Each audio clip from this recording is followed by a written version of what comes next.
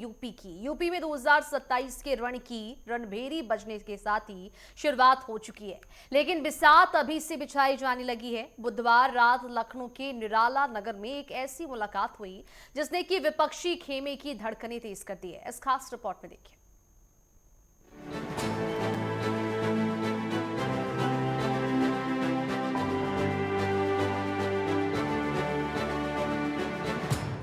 लखनऊ की सर्द शाम और निराला नगर स्थित सरस्वती शिशु मंदिर।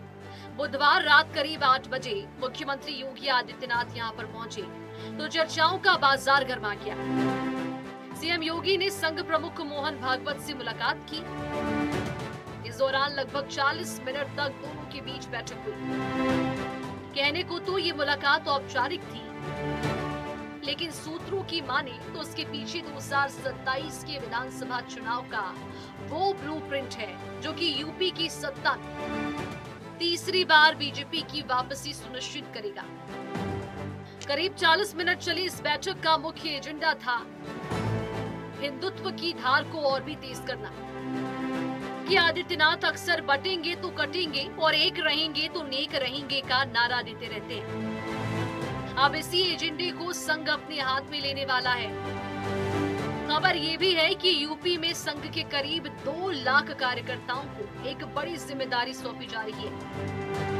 ये कार्यकर्ता घर घर जाकर न केवल सरकार की योजनाओं के बारे में बताएंगे, बल्कि विपक्षी गठबंधन की पीडीपी कार्ड की काट के लिए हिंदू एकता का संदेश भी देंगे। राजनीति सिर्फ जनसंपर्क तक सीमित नहीं है। सूत्रों के मुताबिक साल 2026 में उत्तर प्रदेश में हिंदुत्व संगठनों और देश भर के साधु संतों का एक विशाल सम्मेलन आयोजित करने की योजना है। वहीं संघ का शताब्दी वर्ष और योगी सरकार का हिंदुत्व एजेंडा दोनों का मिलान 2027 के चुनाव को एक नई दिशा प्रदान करेगा। फिलहाल इस बैठक ने साफ कर दिया है कि यूपी के दंगल में संघ पूरी ताकत से उतरने की तैयारी में है। News desk, network 10।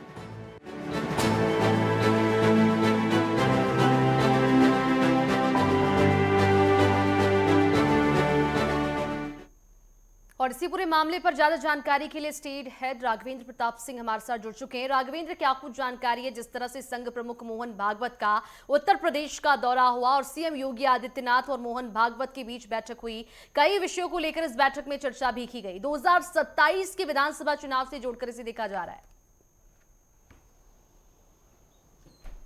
बिल्कुल माधुरी, अगर 2027 के चुनावों की बात कर लें तो भारतीय जनता पार्टी और उसकी जो संगठनात्मक मजबूती है वो अन्य राजनीतिक दलों से कितनी ज़्यादा मजबूत है, या चुनावों की तैयारियों में भारतीय जनता पार्टी और उसका संगठन शुरू से ही कितना मुस्तैद रहता है, इसकी वानगी इस मुलाकात में दिखी। और 2 दिवसीय मोहन भागवत का ये दौरा, जब सीएम योगी आदित्यनाथ कल मिलते हैं, 35 मिनट उनकी वार्ता मोहन भागवत से होती है। वहीं आज प्रदेश के दोनों डिप्टी सीएम उनसे मिलते हैं और 15 मिनट की दोनों डिप्टी सीएम की वार्ता होती है। तो कहा जा सकता है इसीलिए भारतीय जनता पार्टी चुनाव दर चुनाव जीत दर्ज करते हुए देखी जा रही है, क्योंकि कहा भी जाता है कि 365 डेज 24/7 आवर ये भारतीय जनता पार्टी और उसका संगठन चुनाव की तैयारियों में लगे रहते हैं। एक जगह से चुनाव या तो ये जीतते हैं या वहाँ से कोई सीख लेकर नए चुनाव की तैयारियों में जुट जाते हैं। और उसी की झलक मोहन भागवत और सीएम योगी आदित्यनाथ की मिलन में भी दिखा कि सरकार और संगठन मिलकर 2027 को कैसे फतह करेंगे, योगी आदित्यनाथ की हैट्रिक कैसे लगेगी, इस पे चर्चा हुई है। संगठन को कैसे मजबूत किया जाए, हिंदुत्व को हिंदू जातियां हैं वो जातियों में न बटें, बल्कि राष्ट्रवाद के मुद्दे पे एकजुट रहें और एकजुट होकर चुनाव की प्रक्रिया में भाग लें, इसको लेकर किस तरह सरकार और संगठन तैयारियों में जुटा हुआ है ये देखने को मिला है इन मुलाकातों में। तो कहा जा सकता है कि जहां पे अभी अन्य राजनीतिक दल सोशल मीडिया पे चुनावों की तैयारियों में जुटे दिखाई दे रहे हैं, आरोप प्रत्यारोप पे जुटाई देखे जा रहे हैं, वहीं पे भारतीय जनता पार्टी और संगठन अभी से चुनावी तैयारियों की क्या रणनीति हो सकती है, जो उसके सहयोगी दल हैं उनके साथ कैसे सामंजस्य बैठाया जाएगा, किन किन विधायकों के खिलाफ उस तरह का माहौल है जिससे जनता की नाराजगी है, सारी नब्ज टटोलने का काम इन मुलाकातों में, चर्चा परिचर्चाओं में देखने को मिला है। अब देखना होगा कि कुछ दिन बाद चूंकि योगी कैबिनेट का विस्तार भी होना है, उसमें क्या निर्णय होता है। लेकिन इतना जरूर है कि अभी बसपा, सपा, कांग्रेस चुनाव की तैयारियों के लिए बयानों में लगे हुए हैं, SIR के मुद्दे पर उलझे हुए हैं, तो वहीं पे संगठन और भारतीय जनता पार्टी 2027 फतह करने की तैयारियों में जुट चुकी है।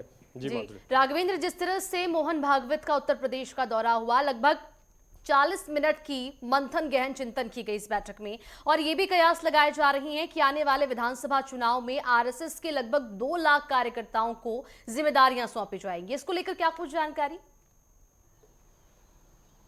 बिल्कुल, जहां तक RSS संगठन की बात है तो विश्व का एकलौता इतना बड़ा संगठन है जहां पे करोड़ों की तादाद में वॉलंटियर हैं उनके पास, और वो वॉलंटियर जो समाज सेवा में लगे हुए हैं, कहीं ना कहीं से अपने परिवार को छोड़कर, अपने घर परिवार को छोड़कर जब संघ की शाखाओं में आ गए तो करोड़ों की तादाद में ऐसे भी कार्यकर्ता हैं, संघ के पदाधिकारी हैं जिनको घर द्वार से मतलब नहीं होता बल्कि प्रदेश, देश और राष्ट्र से मतलब होता।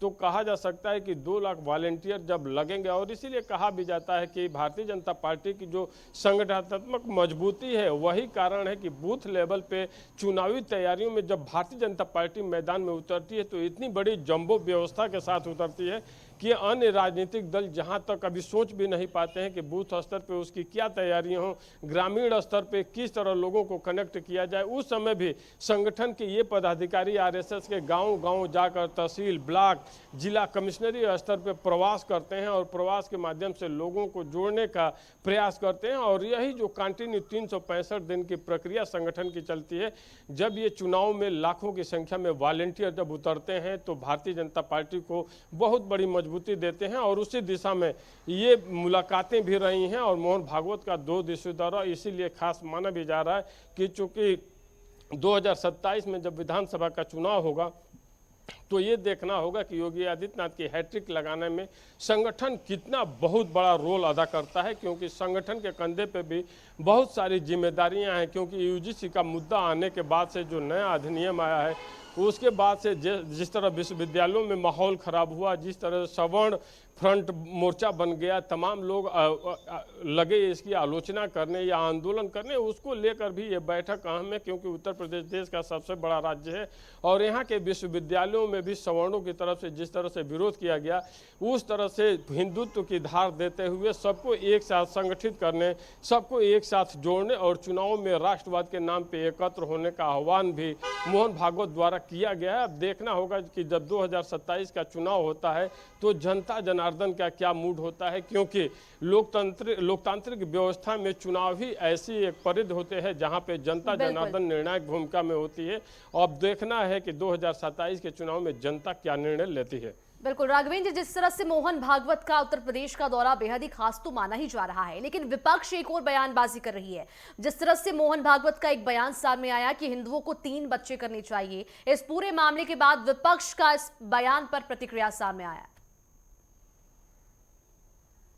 बिल्कुल, अगर संघ प्रमुख मोहन भागवत के बयान की बात करें तो इस तरह के बयान भारतीय जनता पार्टी के अन्य बड़े नेताओं के तरफ से भी आए दिन सुनने को मिलते रहे हैं। जाति असंतुलन न पैदा हो, ऐसा न हो कि हिंदुओं की जनसंख्या इतनी कम हो जाए कि वो सरकार बनाने बिगाड़ने की स्थिति में न रहें, जैसा कि पड़ोसी मुल्कों में भी देखा गया। हम पाकिस्तान की बात कर लें, बांग्लादेश की बात कर लें, जहाँ पे हिंदुओं की आबादी बहुत ज़्यादा थी, लेकिन देखते देखते वो प्रतिशत घट गया। 18% से 1 से 1.5% की आबादी पाकिस्तान में हिंदू की रह गई है। इसी को देखते हुए संघ प्रमुख बार बार ये चेताने का प्रयास करते हैं कि हिंदुओं को 3 बच्चे पैदा करना चाहिए। लेकिन इसका एक दूसरा पहलू भी है कि इस महंगाई के दौर में अगर 3-3 बच्चे सभी पैदा करेंगे तो उनके रहन सहन, लालन पालन, शिक्षा दीक्षा की समस्या भी बहुत बड़ी समस्या है। तो सरकारों को इस पे भी फोकस करना होगा कि अगर हिंदुओं के 3 बच्चे, 4 बच्चे, 5 बच्चे पैदा होते हैं तो उनको समुचित इंफ्रास्ट्रक्चर जो होना चाहिए उनके बेहतर स्वास्थ्य के लिए, उनके शिक्षा के लिए, उनकी फूड सेफ्टी, ये सारी व्यवस्थाएं भी मुस्तैद रहनी चाहिए। क्योंकि अगर ये सारी व्यवस्थाएं नहीं है, केवल अगर जनसंख्या बढ़ा दी जाए तो वो जनसंख्या भी बोझ हो जाती है देश पे, परिवार पे, घर पे। तो इसको भी जरूर ध्यान में रखना होगा। लेकिन इतना जरूर है, जनसंख्या का असंतुलन न पैदा हो, इसको लेकर मोहन भागवत द्वारा बयान दिया गया है, जिसपे कांग्रेस नेता प्रमोद तिवारी ने भी तीखा हमला बोला है, वहीं अखिलेश यादव ने भी तीखा हमला बोला है। लेकिन भारतीय जनता पार्टी और संगठन आरएसएस की बात करें तो ये बखूबी जानते हैं कि हिंदुओं के जो आबादी है उसका असंतुलन न गड़बड़ हो, क्योंकि ये विचारधारा की लड़ाई चल रही है। और विचारधारा की लड़ाई में संगठन भारतीय जनता पार्टी को जिस तरह की मजबूती देता है या हिंदुत्व को जिस तरह की ताकत देता है, उसी कड़ी में मोहन भागवत का ये बयान देखा भी जा रहा है। बिल्कुल राघवेंद्र, जिस तरह से विधानसभा के चुनाव 2027 में होने वाले हैं, चुनाव से पहले संघ कहीं ना कहीं उत्तर प्रदेश में एक्टिव नजर आ रहे हैं। मोहन भागवत का दौरा रहा, लगभग 40 मिनट का मंथन किया गया। 2027 के विधानसभा के दृष्टिकोण से अगर हम देखें तो कितना महत्वपूर्ण उनका ये दौरा है और इस बैठक में कौन कौन से विषय को लेकर चर्चा की गई है? बिल्कुल, वैसे तो संगठनात्मक जो भी बैठकें होती हैं वो बहुत ही गोपनीय रखी जाती हैं। आरएसएस की जो भी बैठकें होती हैं उसको लेकर न तो प्रेस कॉन्फ्रेंस की जाती है और ना ही ये बताया जाता है कि किन किन मुद्दों पे। लेकिन अब प्रेस विज्ञप्ति भी संगठन की तरफ से जारी होने लगी है, जिसमें उत्तर प्रदेश के इंफ्रास्ट्रक्चर को लेकर, बेहतरीन कानून व्यवस्था को लेकर मोहन भागवत द्वारा जिक्र किया गया, उसको लेकर एक बैठक की गई। मुख्यमंत्री से 35 मिनट की जो चर्चा हुई, प्रदेश के आर्थिक विकास के लिए, महिला सुरक्षा के लिए, कानून व्यवस्था या अन्य जो इशूज हैं और 2027 के चुनाव में क्या समीकरण होंगे, कैसे हिंदुओं को एकजुट करना है, इन सारे बिंदुओं पर चर्चा हुई। वहीं दोनों डिप्टी सीएम 15-15 मिनट मिले। तो एक तरह से कहा जा सकता है कि 1 घंटे 10 मिनट की इन मुलाकातों के दौर में, वार्ताओं के दौर में प्रदेश में हैट्रिक कैसे लगे, उत्तर प्रदेश के विधानसभा चुनाव को 2027 में फतह कैसे किया जाए, इन सारे बिंदुओं पर मोहन भागवत ने खंगाला है, चर्चा किया है। और उसी के मद्देनजर, जैसा आपने भी जिक्र किया कि 2 लाख वॉलंटियर कार्यकर्ता आरएसएस के चुनावी मैदान में उतारे जाएंगे, तो उस कड़ी में भी चर्चाएं हुई हैं। और वैसे भी भारतीय जनता पार्टी के कार्यकर्ता, या ये कह लिया जाए कि आरएसएस के कार्यकर्ता हमेशा जिस तरह प्रवास करते हैं, गाँव में जिस तरह जाते हैं, वहाँ की समस्याओं को सुनते हैं, उस कड़ी में भी ये मुलाकातें बेहद अहम हो गई थी।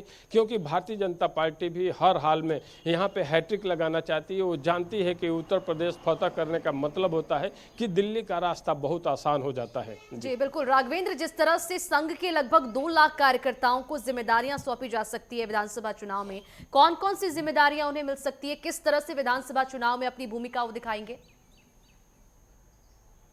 बिल्कुल, विधानसभा चुनाव में अब तक आरएसएस की जो भी तैनाती की जाती है, उनके वॉलंटियर की, सिंपल उनका फंडा होता है कि वो एक राजनीतिक कार्यकर्ता के रूप में नहीं दिखाई देते हैं। वो अगर गांव में भी प्रवास करते हैं तो एक साधारण कार्यकर्ता के रूप में प्रवास करते हैं, जहां वो एटमॉस्फेयर की बात करते हैं, प्रकृति की बात करते हैं, पर्यावरण के साथ साथ क्या माहौल है, क्या शिक्षा दीक्षा है, किस तरह की परिस्थितियाँ गाँव में हैं, इसको लेकर चर्चा करते हैं। कहाँ पे किसको जोड़ना है, किस वर्ग में नाराजगी है, इसको भांपने का प्रयास करते हैं। वो अपनी रिपोर्ट फिर अपनी संगठनात्मक बड़े ओहदों पर बैठे लोगों को देते हैं। फिर वो राजनीतिक दल भाजपा से संपर्क से आते हैं, उनको बताते हैं। फिर भारतीय जनता पार्टी की सरकार से बात होती है और इस तरह से तीनों मिल करके जब एक खाका बनाते हैं तो गाँव में जिस वर्ग में नाराजगी होती है उसको कैसा जोड़ा जाए, उसको लेकर भारतीय जनता पार्टी की तरफ से प्रयास किया जाता है। वहीं किन किन वर्गों में किन मुद्दों पर नाराजगी है, उन मुद्दों का समाधान किया जाता है। तो कहा जा सकता है कि आम जनमानस में अगर किसी मुद्दों को लेकर नाराजगी है या किसी विषय को लेकर के सरकार के प्रति या बीजेपी के प्रति नाराजगी है, तो उसको कैसे दूर किया जाए, ये चुनाव पूर्व ही समस्या का समाधान भारतीय जनता पार्टी द्वारा किया जाता है। और इस कड़ी में भी इस बार भी जो भी वॉलंटियर लगे हैं या और जो लगेंगे चुनाव के समय में, उनका यही कार्य होगा। वो एक राजनीतिक कार्यकर्ता के रूप में नहीं, बल्कि एक वॉलंटियर के रूप में उन समस्याओं को नब्ज टटोलने का काम आम जनता का करेंगे। और जब नब्ज टटोलने का काम कर देंगे तो उनका समाधान सरकार और भारतीय जनता पार्टी द्वारा किया जाएगा। और शायद यही एक अंतर है, बेसिक अंतर अन्य राजनीतिक दलों के चुनाव लड़ने में और भारतीय जनता पार्टी के चुनाव लड़ने में। और यही अंतर भारतीय जनता पार्टी को बहुत आगे दिखाती है और यही उसकी सबसे बड़ी ताकत भी दिखाई देती है।